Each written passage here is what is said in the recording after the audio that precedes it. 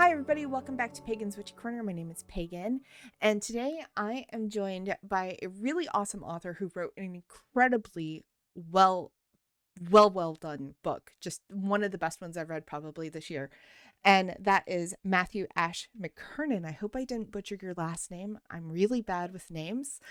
Yep. But Matthew or Ash, I know you go by both. Welcome to the show. Thanks. Yeah, Ash is fine. Ash is fine. Perfect. Well, Yep. Ash is the author of the book Wyrdcraft, and it is all about healing self and nature through the mysteries of the fates. And the book, like I said in the opening, was incredible. I didn't expect, I don't know really what I expected when I got the book and I started reading through it. I didn't expect it to be so incredibly empowering, and there was so much information in it. Like, it is not one of those books that I would recommend sitting down in a day to try to read, because there's Yeah. so much stuff to work through in it, but it's so well done. So very Thank good you. job. Thank you for writing it. Sure. Yeah, it's definitely not a it's definitely a book that takes time, like you said, to get through for sure. There's a lot of concepts, a lot of thought-provoking stuff. Yeah, Yes, I'm curious how long it will take people to get through it. Because it took me a while to write it, I would naturally. imagine But so. Yeah. yeah. It Yeah. was so good, so good, and the exercises were incredible through it as well. I haven't finished doing all those because usually I read it cover to cover and then I go back through and do the exercises, and I just started those this week. But so far, the exercises are absolutely empowering and incredible, and they will give you a emotional workout at times, in the best of ways, because we have to work through all of that. But what was your kind of inspiration for writing this book? Hmm. I guess my inspiration was healing. This idea, just the combination of magic and healing, that really started to fascinate me as I started grad school to become um, uh, a counselor. Like, and Hmm. I became an MFT, marriage and family therapist. And Yeah, I was involved with magic and, different traditions and, and also meditative traditions and stuff before that, before I started grad school. But so I brought kind of all of that with me into grad school, and I just started to see all these kind of connections between the two and started to really look at magic as being this thing that can be used for healing. And I know that's been done for a long time, but specifically, kind of like this, psychological healing. Um, and when I came across the concept of weird, that really it just tied everything together in a way that it just I don't know. It said Uh, it was just yeah, I could kind of see the book. I could see the Hmm. book in its totality in a sense, and, um, it was it was almost like a compulsion or something to write it, it was something that I had wanted to do for a really long time, like, I wanted to get my thoughts out into the world on paper. I wanted to talk about them with people and just yeah, really create, like, a conversation around healing. Hmm. and and not just like the healing of mind, not just quote unquote psychological healing, but holistic healing that includes mind, body, relationship, environment, soul, spirit, which I found happens in psychotherapy. Just Right. Hmm. you know all of those domains get addressed. And yeah, so that's the short of it in a sense. The short version, indeed, and it is something that I found incredibly inspiring throughout your entirety of the book. Was, as someone who is a nurse practitioner, also of Seder as well, to see all the different aspects that you have incorporated into those books or into the book itself, and to see the fact that that is something I think during healing journeys we often forget about, is how interconnected everything is. And Mm, as somebody who has had a chronic illness forever, and seeing how one bad day can affect my entire body or affect my entire mindset, or mm, just, the smallest thing can basically disrupt the entire pattern. And you talk a little bit about that in your book as well, where if something happens on one of those chords, it can mess up the whole thing, but you can go back and fix it, which I thought was really, really neat. Because, a lot of time when we talk about the fates, it's something that's kind of set in stone and it can't be changed. And I loved how your book basically kind of gave us the pathway and the work to go through and actually set up a kind of healing journey to reweave the tapestry of our lives, which was just so mm, beautiful. mm. Yeah, thanks. So well said. But yeah, I like there's a couple phrases that come through the book a number of times, and um, one of them is you have to see the strings of fate before you can pull the strings of fate, Hmm. something like that. So, and then the other one is you have to feel the wound to heal the wound, and because everything is connected, these threads that we're kind of that we have to see before we can pull, they, like you're saying, they go through everything. Hmm. So, yeah, something happens across the world, it's going to affect us. Um, I mean, COVID was the perfect example of that. Just how Yes. how that spread all over the world, and how that just affected everybody's mind, everybody's body, everybody's relationships, everybody's environment, and their spiritual understanding. And so, yeah, yeah, I think a lot of the book, in essence, is just about bringing awareness to things, bringing more and more and more awareness. And then the more awareness one has, the more choices there are. Like, if I become more aware of something, I'll see that, oh, I have different choices that I could Hmm. make, and that to me is magic. I mean, it's making a different choice and causing change in the world through through awareness and through choice.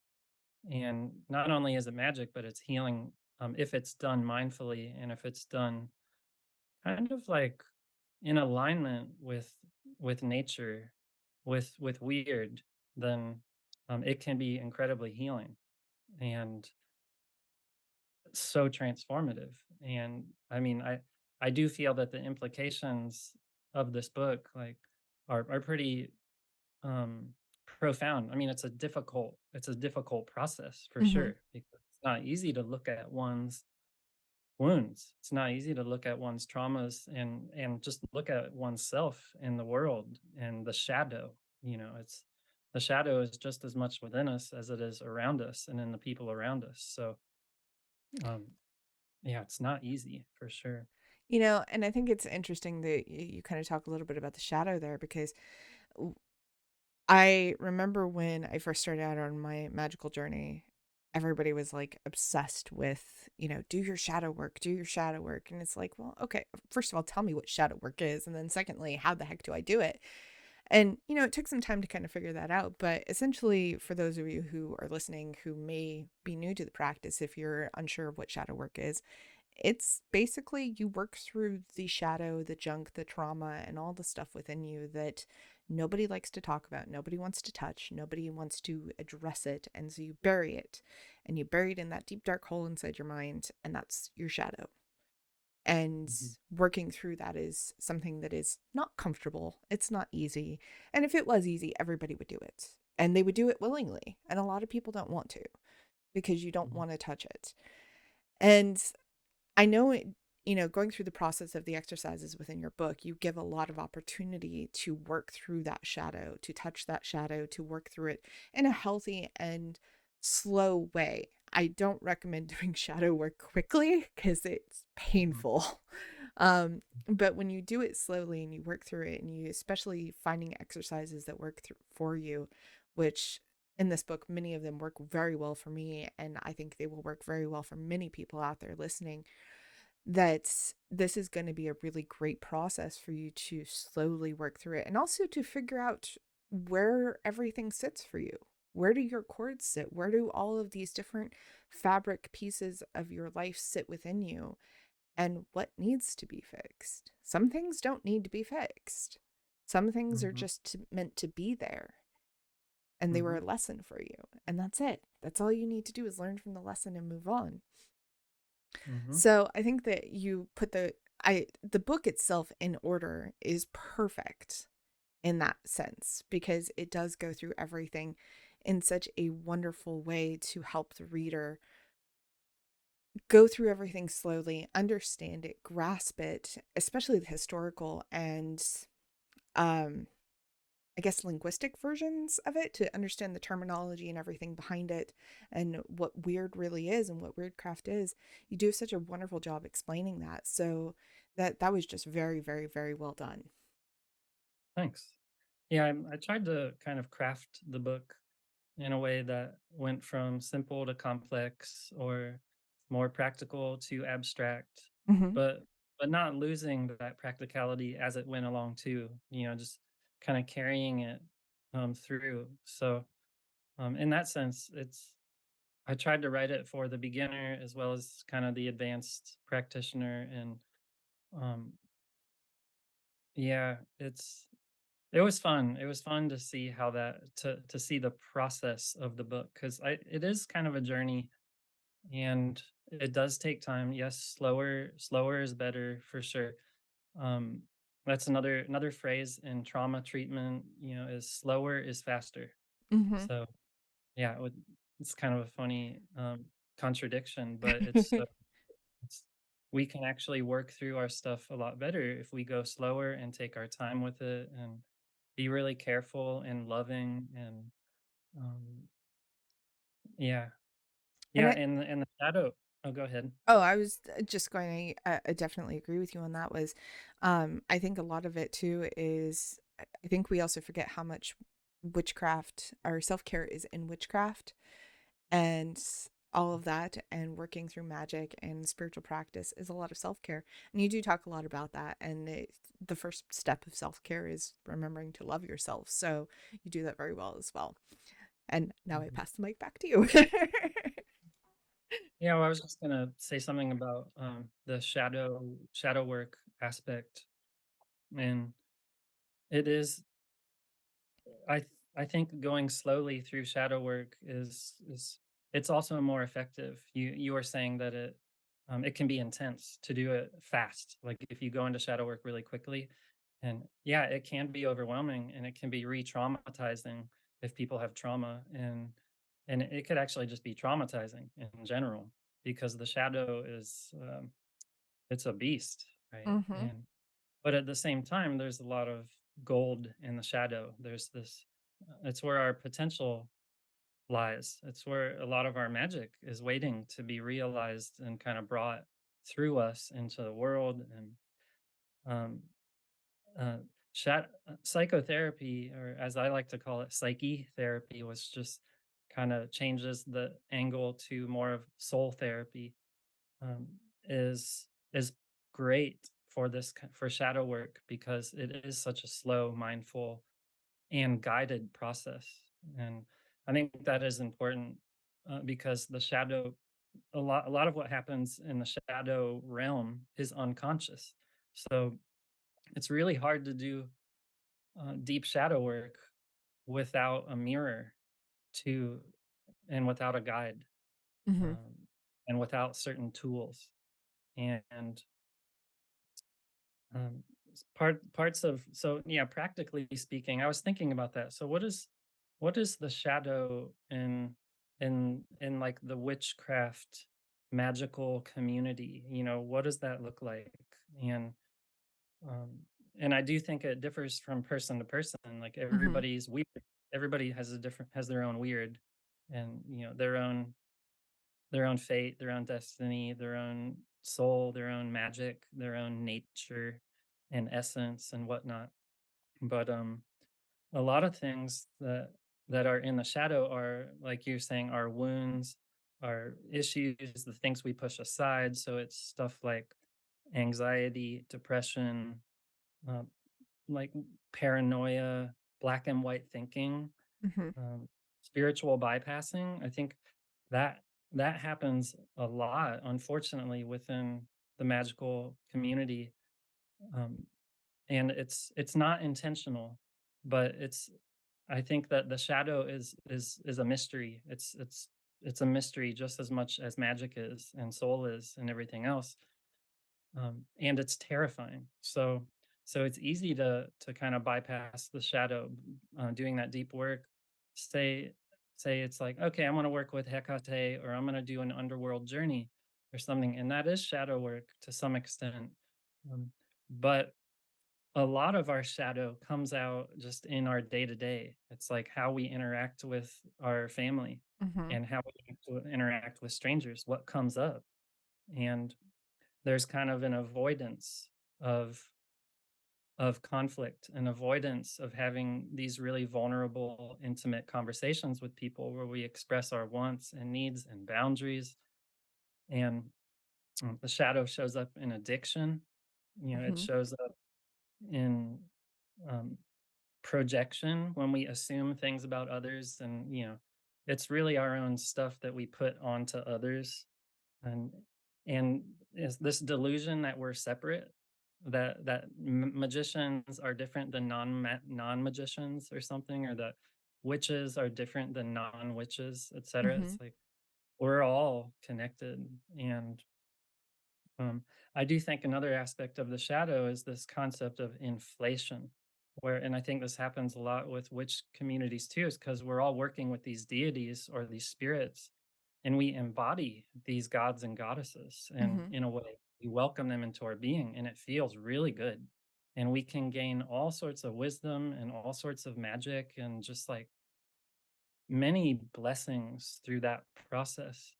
Right. um, and it's also dangerous Mhm. because we kind of leave the earth realm a little bit, and we forget, oh, I need to maintain my relationship with my coworkers and my and the earth and just the bus driver or the bank teller. And um, so I don't think any of these things are specific to the witchcraft community or whatever, too. It's like humanity has all of these problems.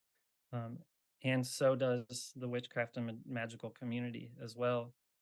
And it's great that psychotherapy and psychology and stuff is coming into the world of magic more and Mhm. more, because um, it's really powerful magic.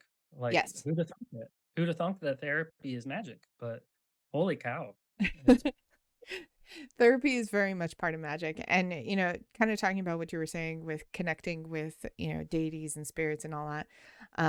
Judah Giles, beautiful author, who told me once that she said, you have to explain sometimes to spirits and deities that you can't spend all your time in the realm of spirit. You have to spend your time partially in the realm of spirit, but also partially in the earthly realm. And Mhm, that kind of goes back to talking about those responsibilities. Yeah, as humans, we have responsibilities to life and to paying our bills, to taking care of our kids and our dogs and our houseplants and et cetera, et cetera, et cetera. So you yeah, have all these responsibilities. And yes, while touching the divine and working with spirit is so empowering and feels really good because we are spiritual beings. We want to achieve that all the time, mm, but we're also earthly bound beings. So mhm, it's kind of having to figure out where that healthy line sits. And constantly connecting to spirit can also be just as much of an addiction as mhm, drugs can. So yeah, you have to find that healthy balance. mhm, yeah. And it's difficult to do sometimes because a lot of the shadow stuff is unconscious. Like, Hmm. we're not aware of it, and that's the beauty of the wildness of the unconscious is that you can't be aware of it, um, unless you slow down and really bring just more and more awareness to your body, your mind, your relation, all these domains, and and that's how what seems like fate, like these things that are out of our control, they can become a little bit more in our control because we see that we are caught in patterns, and we're like, oh, okay, there's these loops, and I can step a little bit to the right and get out of that loop. But it takes, yeah, time and courage and compassion and help. Like we need each other's help. Hmm. You know, we're all in this together, and we're all um yeah, we're all healing together.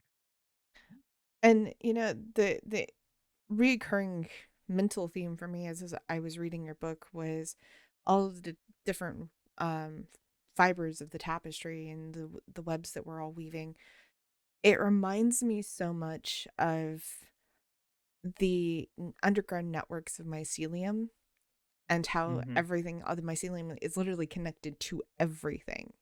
All the Mhm. grass, all the trees, all the water sources, everything, all of it's connected. And it's Mhm. all connected to each other in order to allow it to survive. And it's something that I think that we forget that we're also part of that network.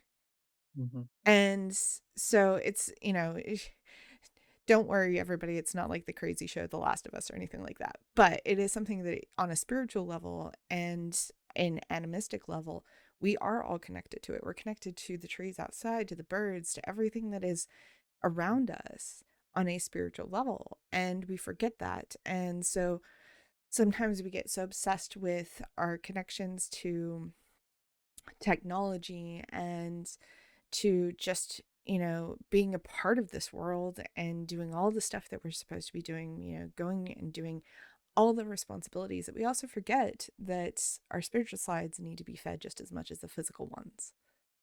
So Mhm. I love that you did talk a little bit about the mycelium thing, but I'm obsessed with mushrooms. I Yeah. think they're the coolest things ever. um, Yeah. so They're it was so beautiful. fun to kind of think about that throughout the book. Mhm. Yeah. Yeah, it's a beautiful kind of fractal in a sense, like the mycelium network, that it is a fractal of the larger cosmos. It's, Hmm. everything is connected, and it's such a beautiful example of that, like in that we can see and learn about. And there's so much to learn. That it's there's you said like so many things right there. I'd love to respond to. But yeah, the physical and the spiritual are one. That's kind of one thing that I was thinking of when Hmm. you were talking. And this the animism, the Hmm. that that and remembering that, like you're saying, like remembering that everything is connected and is connected by this web of soul or spirit, um, divinity, etc. And that process of remembering that is healing. It's that that is the process of healing. The more we remember, the more we heal. Yes. And yeah, it's really cool. It is very cool. And it's something that sometimes it's also a little hard for us as humans to wrap our brain around how interconnected everything is, because a lot of times humans think of things very linear and very straightforward. And so trying to think about all the different fractal branches that are out there that we're all connected to is a little mind boggling. So if you're listening to this and you're just like, that's too much for my brain to comprehend, that's okay. You don't have to comprehend all of it. Just have a Yeah. generalized knowledge of, yes, I'm connected to everything. And that's as far as you have to go with it if you need to. But if you want to go farther, the book is got all the pieces for you to go as far and as deep as you need to or as you want to. So it's something that, if you're having a hard Hopefully it time has wrapping all of around it, may not have all of the pieces, but well, it's a good starting point. yeah. um, So, in terms of the book, is this going to be a single piece, or are you planning on adding another book into making it a series? I don't know yet. That's I fair. Yeah, I've been working on kind of a I don't know. I don't know if it would be a part 2 or just a continuation or I'm working on some stuff that is related to it, and I don't know what form it'll take. And I think a lot of it will depend on just how this book lands in a way, Hmm. and and I how my completely understand that. yeah, and how my conversations go with people, because it's been really fun um, to talk about it, to talk about weird, to talk about healing, and mysticism and weird consciousness and all these themes, and and see what people's weird is. Like everyone has a different weird, so Hmm. I've been doing kind of workshops and groups, and I look forward to doing more this summer, and and I think that will affect what if I what'll happen next as far Hmm. as but yeah, I'm gonna focus on just seeing what happens with this and then doing some workshops. I want to do some actual therapy groups with Oh, weird that would too. be cool. That'd be really neat. Yeah. So that's kind of, yeah, those are some things in the works. And uh I wish that it could all happen faster. I'm learning how to be patient with the whole thing, but yeah. Being patient is definitely one of my downfalls as well. So I understand the want to go faster and Yeah. see everything just unfold almost in this sonic zoom version of everything, which it's a lot harder when everything has to go slow and you have to see it slowly unfold. But, kind of thinking about back to the animism, you get to watch everything bloom and you get to watch it all slowly unfold out in the world. Now you Mhm. get to do it with your book and Yeah. see how that expands. But like I said, everybody who is listening, the book is incredible. It is a book that I highly recommend, especially if you want to take a deep look into the aspects of weird. And you don't have to be a practitioner of Norse heathenry or Norse paganism. You can come at this even just from a, basic spiritual perspective if you want to, or you can even come at it. I like how you mentioned in the book that even atheists would have a concept of weird and understanding of that to a Mhm. point. Yeah. And I thought that that was a really neat thing. So you can come at this book any direction from any walk of life. And I think you're going to get something out of it. I think everybody will that comes out of it. And it's just an incredible book to go on a journey with. So I highly recommend it. Pick up a copy if you can. And if you're not able to pick up a copy because I know times are hard, check your local library. And if they don't have it, request a copy. They will get you one, I promise.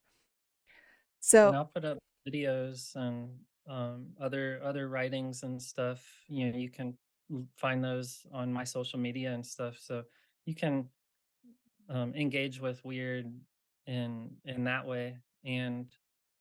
Uh, and weird is just one word for this thing that mhm. other cultures have named all. It's just one word. It's named Tao, that's another name for it in Chinese. So you could read the Tao Te Ching and learn about weird, or you could read about systems theory and science, and you'd be learning about weird, and you could read psychology books, or basically there's no escape from weird. At least It's that's, everywhere. that's kind of how I see it. And I love that. I love that it literally is everywhere. And there's so yeah. much cool stuff within your book. And like you were saying, there's also so many other ways that you can connect with the web of weird. You can look at it through indigenous studies, you can look at it through different aspects of spirituality, and just come at it from even a scientific perspective if you want to, like we were saying before with mycelium and everything else. Even the basic cell structure is classification of weird. So Hmm. it's all connected. It's all really cool. And if you're kind of a little bit of a science nerd like me, you will probably geek out learning about it. So You are on social media. Which social media platforms are on so everybody can go follow you and check out your stuff? I'm on Facebook just under Ash McKernan, and I'm on Instagram under at Weird Wild Web, WYRD, and then Wild Web, just written as is. Um, yep, Weird Wild Web, and that's my webpage as well, www.weirdwildweb.com.